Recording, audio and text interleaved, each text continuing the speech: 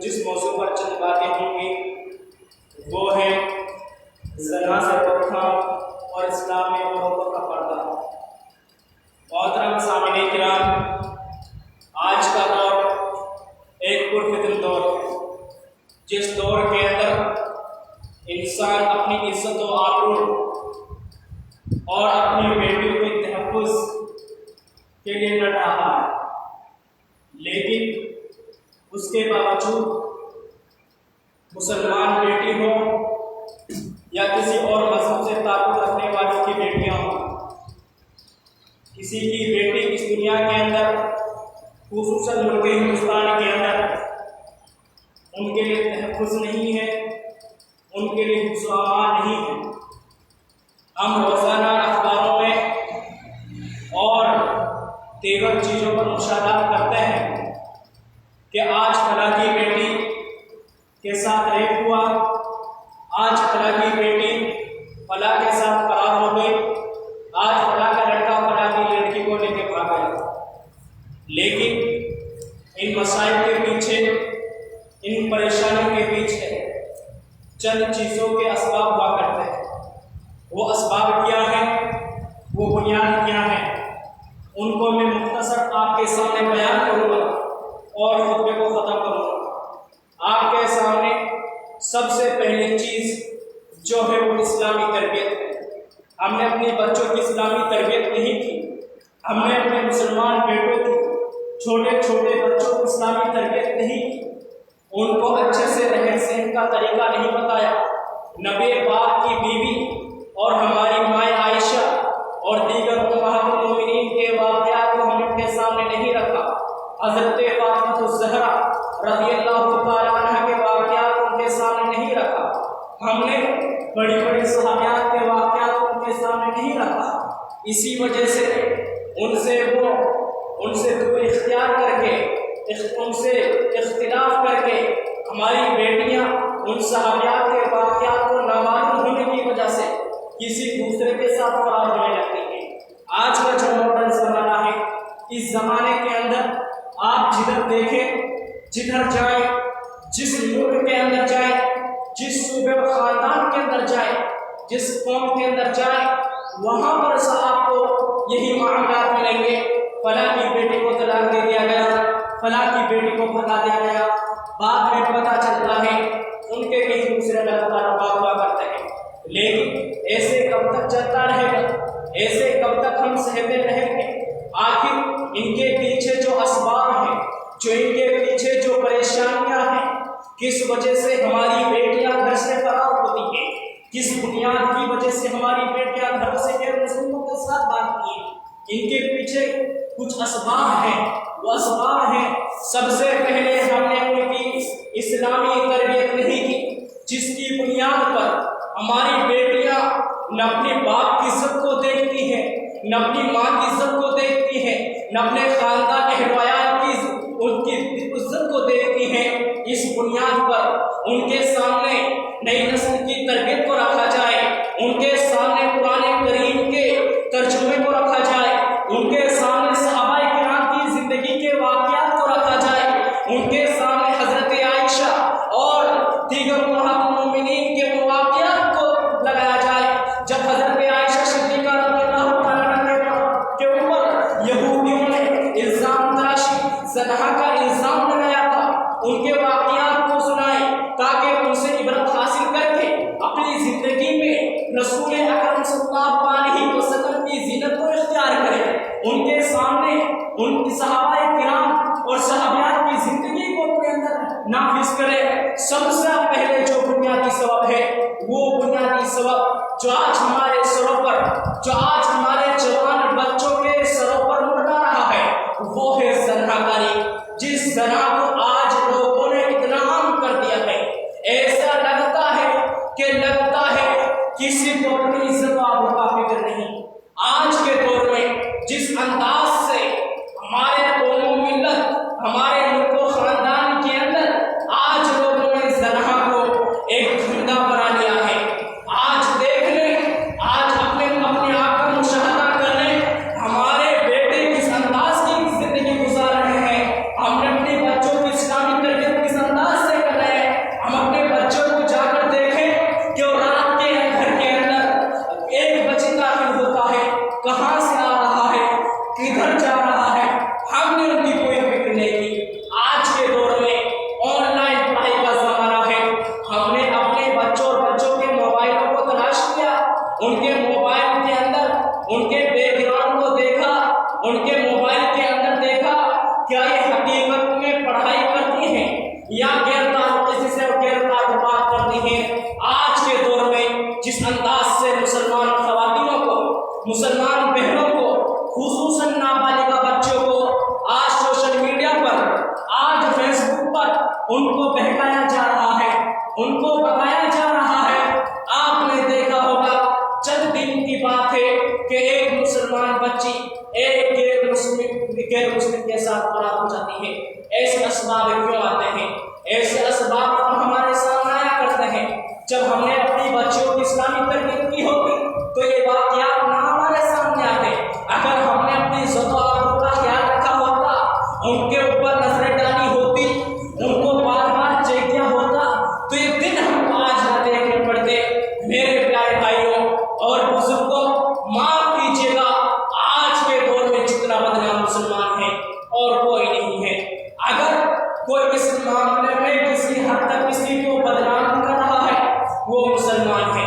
آپ دیکھ لیں موبائلوں پر، آپ دیکھ لیں واٹس ایپوں پر کہ مسلمان بچوں کی اور ان کو پہلا غسلہ کر کے، ان کی ویڈیو بنا کر کے سوشل میڈیا پر اس انداز سے چھوڑ دیتے ہیں، اس طرح سے نشر کر دیتے ہیں جس طرح کوئی عام چیز ہو۔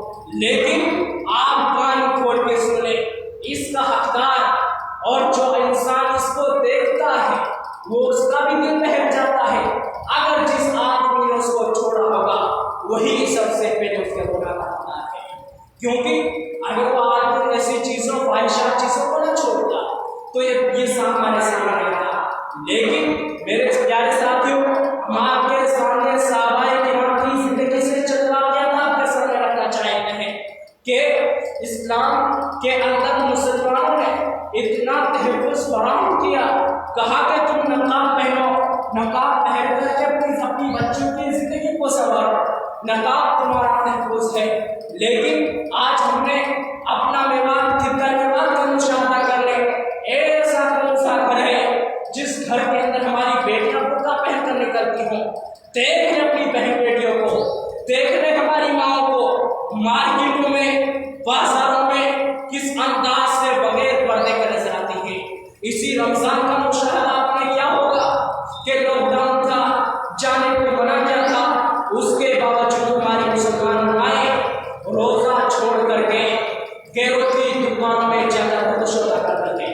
ہمارے بھائی، ہمارے بزرگ، ہمارے جوان گھروں میں بیٹھے رہے اور ان کو اپنی بیویوں کو، اپنی بیٹیوں کو، اپنی بیویوں کو پیسہ سونپ کر کے ان کو مارکیٹ میں شاپنگ کرنے کی اجازت ہے۔ یہ کون سا وقت ہے؟ ہماری بیٹیاں نہ بھاگیں گی تو کیا ہوگا؟ ہماری بچیاں نہ بھاگیں گی تو کیا ہوگا؟ ان کا ذمہ دار ہم خود ہیں کہ ہم نے ان کے لیے اچھی چیزوں کو، ہم نے ان کو بازار جانے سے نہیں ہوگا، ہم نے ان کو اکیلے کھیتوں میں جانے سے نہیں ہوگا۔ اس بنیاد پر ہمارے سامنے مسائل آتے ہیں، یہ علامات ہیں، ان کے ذمہ دار ہم ہیں کہ اللہ کے نبی صلی اللہ علیہ وسلم نے آج سے 14.5 سال پہلے ارشاد فرمایا، نساء القاسیات آیات المائلات المؤمنات، کہ ایک ایسا دور آئے گا کہ تم عورتوں کو دیکھو گے کہ وہ انہوں نے کپڑا پہنا ہوگا لیکن وہ ننگی ہوگی۔ کس نے فرمایا؟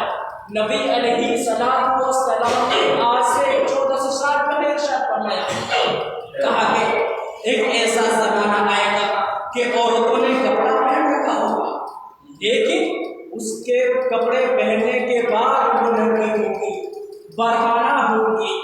وہی آج ہمارے سامنے نقشہ ہے۔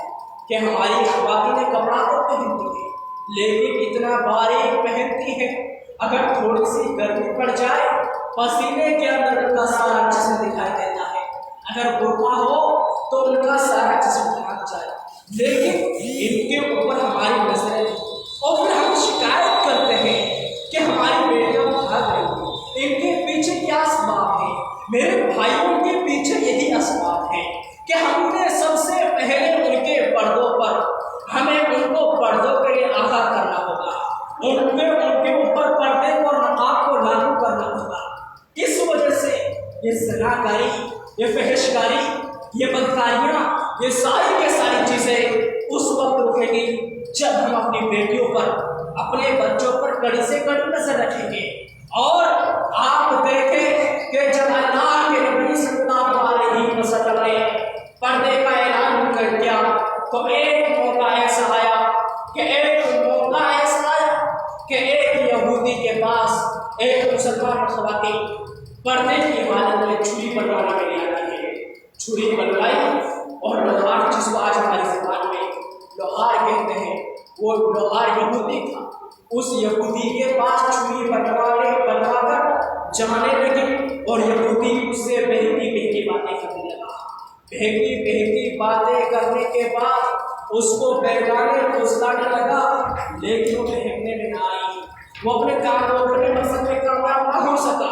تو آخر اس نے سوچا کہ ایسے ماننے والے نہیں ہیں، تو اس نے ایک کیا کہ اس خواتین کے پردے پر یعنی اس کے دوپٹے کو ایک رسی سے باندھ دیا اور رسی کو پیر کے اندر داب دیا، پیر کے نیچے داب دیا کہ جیسا کہ یہ خواتین اٹھے گی تو یہ بے نقاب ہو جائے گی، اس کا پردہ گر جائے گا، یہ نیچے گر جائے گی اور یہ بے نقاب ہو جائے گی۔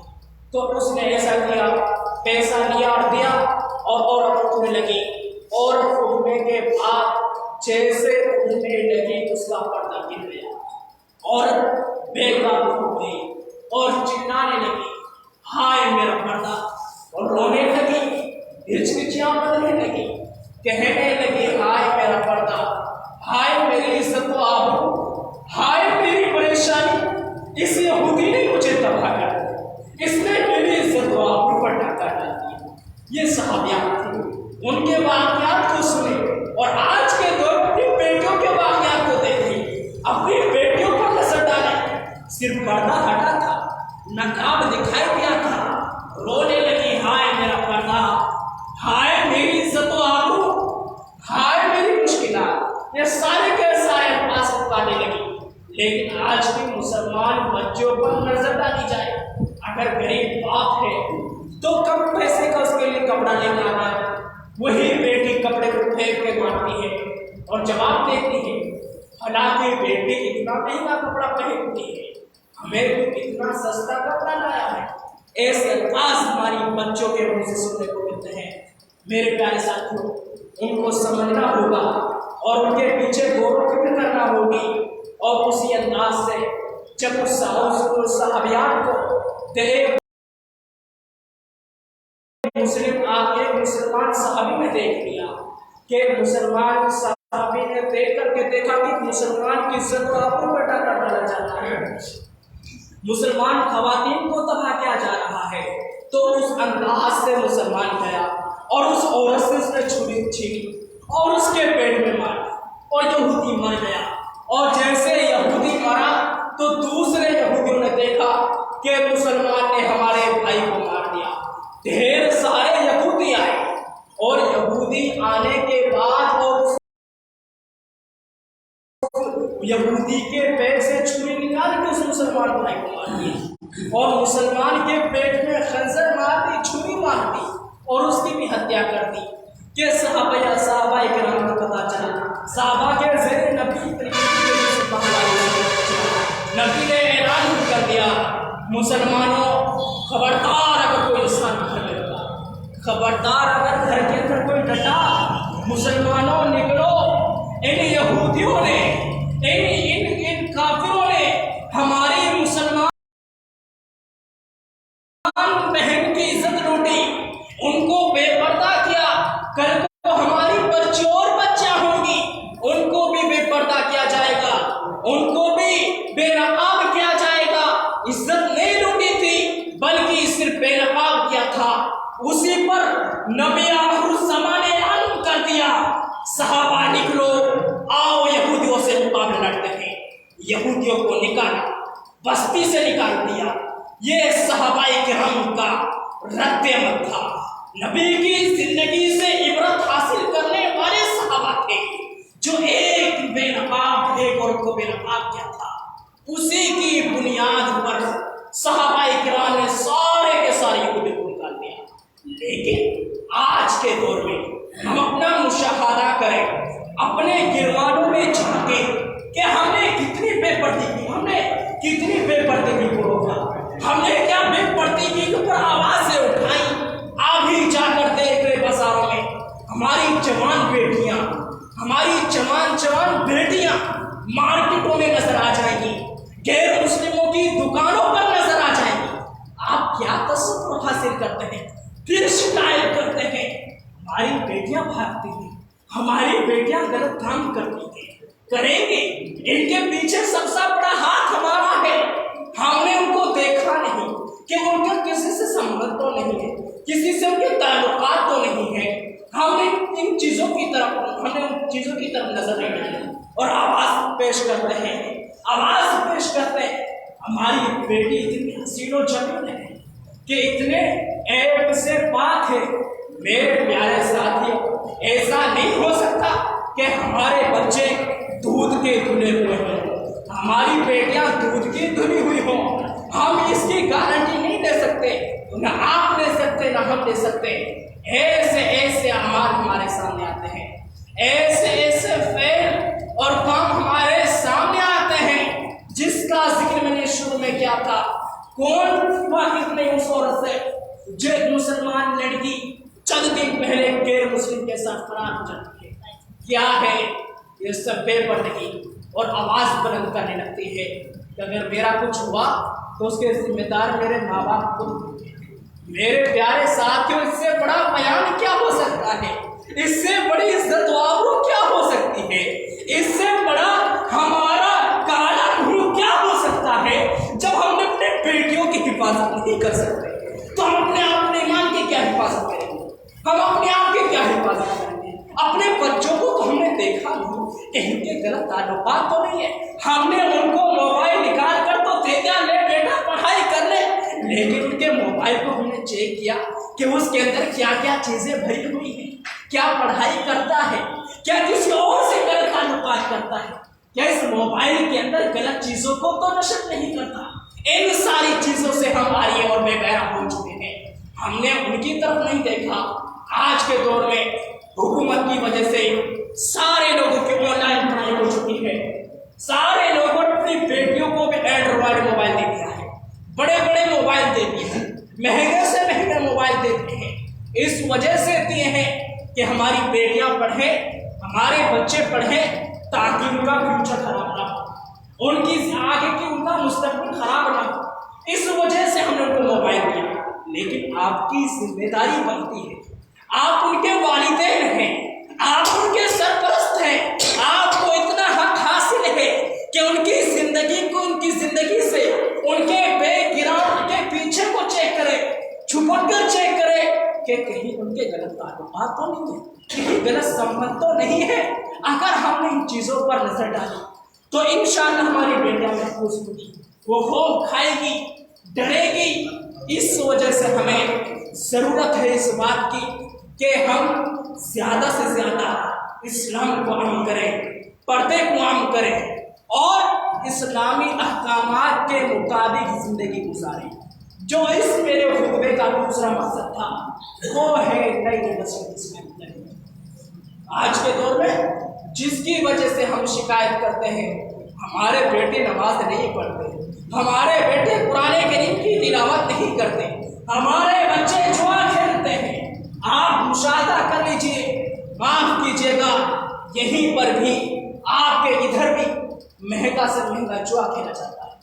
یہ کیا ہے جس کو اللہ کے نبی نے اس انداز سے فرمایا، جس کی حرمت کا اعلان یوں فرمایا، انما الخمر والمیسر والانصاب والازلام رجس من یہ شراب، یہ جوئے، یہ تھال کے تیر، یہ سارے کے سارے حرام ہم نے قرار دی ہیں۔ اس کے بعد ہمارے جوان بیٹے، اس کے بعد ہماری نئی نسل، اس کے بعد ہمارے جوان بچے جوا کھیلتے ہیں اور یہاں تک کہ 1000 اور 5,000 کا میچ لگاتے ہیں۔ یہ کیا ہے؟ یہ سارا کا سارا جوا ہے۔ یہ جب ایک جوا کو ہم پیٹ کے اندر بھریں گے تو حرام کاری پیدا ہوگی، حرام کے بچے پیدا ہوں گے، تو کیا وہاں سے کیا عبرت حاصل کریں گے؟ کیا حرام کی اولاد جب ہمارے نطفے سے پیدا ہوگی، حرام کے کھائے ہوئے سے جب ہمارے بچے پیدا ہوں گے، وہ اسلام کو نہیں سمجھ سکتے، وہ قرآن کریم کو نہیں سمجھ سکتے، وہ اسلام کے مطابق زندگی گزار نہیں سکتے۔ میرے پیارے ساتھیوں، معاف کیجیے گا، الفاظ سخت ہے لیکن حقیقت یہی ہے، حقیقت یہی ہے۔ ہمارے بچے شراب پیتے ہیں لیکن باپ کوئی آواز نہیں اٹھاتا، ہمارے بیٹے تاش کھیلتے ہیں لیکن ہم کوئی آواز نہیں اٹھاتے، لیکن ہمارے بیٹا غلط کام کرتا ہے لیکن ہم آواز نہیں اٹھاتے۔ اسی بنیاد پر ان کے کام، ان کی حوصلہ افزائی ہوتی رہتی ہے۔ اگر ہم جتنے اپنے بچوں کے کام کو چھپائیں گے اتنا ہی زیادہ ہمارے بچے بگڑیں گے۔ اگر ہمارے بچے غلط کام کرتے ہیں، اگر ہم ان کو چھپایا کیا عزت خراب ہو جائے گی۔ یاد رکھیے گا، اسلام کا قانون ہے، جتنا تم چھپاؤ گے اتنی ہی تمہاری بھلائی ہوگی، اتنے ہی تمہارے بچے کا حوصلہ افزائی ہوئے گی۔ سوچے گا باپ نے تو چھپا لیا، کسی کو کیا پتا، اور تعلقات بڑھا لیتے ہیں۔ اسی وجہ سے ہمیں اس پر بھی غور و فکر کرنا ہوگی۔ آئے دوسری طرف اسلام کا جو مقام تھا، کل مولود یولد علی الفطرہ فابواہ او یحودانہ او یمجسانہ او ینصرانہ، فرمایا کہ ابو داؤد کی روایت ہے، اللہ کے نبی صلی اللہ علیہ وسلم فرمایا کل مولود، جب بچہ پیدا ہوتا ہے، کل مولود یولد علی الفطرہ، وہ فطرت اسلام پر ہوتا ہے، فابواہ، اس کا باپ، او یحودانہ، اس کو یہودی بنا دیتا ہے، او ینصرانہ، اس کو نصرانی بنا دیتا ہے، او یمجسانہ، یا اس کو مجوسی بنا دیتا ہے۔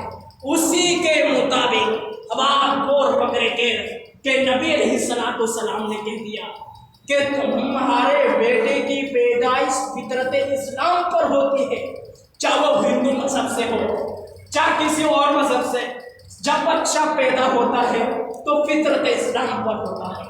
اس کے بعد فابواہ، اس کا باپ اس کو کس راستے پر لانا چاہتا ہے، اور یحودان اس کو یہودی بناتا ہے، یا پھر او ینصرانی، کیا اس کو نصرانی بناتا ہے، او یمجسانہ، کیا اس کو مجوسی بناتا ہے۔ اب ذمہ داری آپ کی ہے، بچہ پیدا ہوتا ہے تو اسلام کے ارکان کو سکھایا جائے۔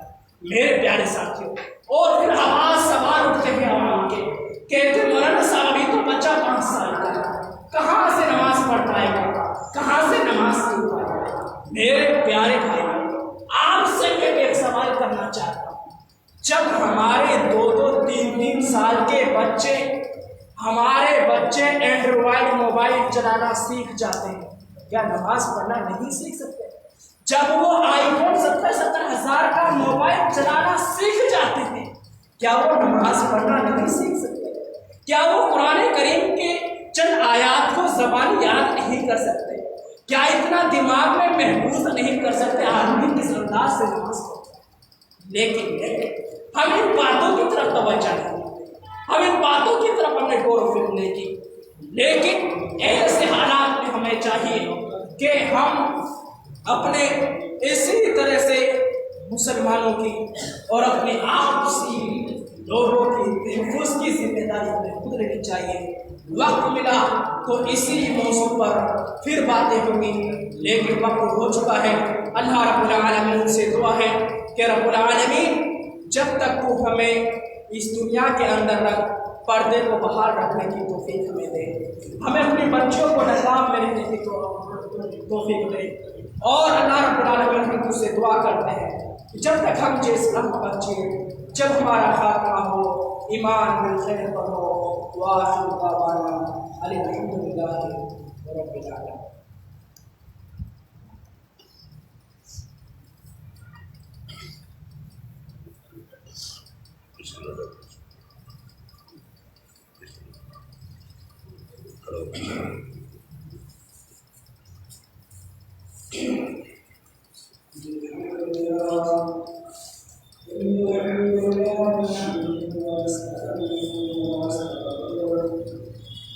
ونعوذ بالله من شرور أنفسنا ومن سيئات أعمالنا من يهده الله فلا مضل له ومن يضلل فلا هادي له ونشهد أن لا إله إلا الله ونشهد أن محمدا عبده ورسوله أما بعد فإن خير الحديث كتاب الله وخير الهدي محمد صلى الله عليه وسلم وشر الأمور محدثاتها وكل محدثة بدعة وكل بدعة ضلالة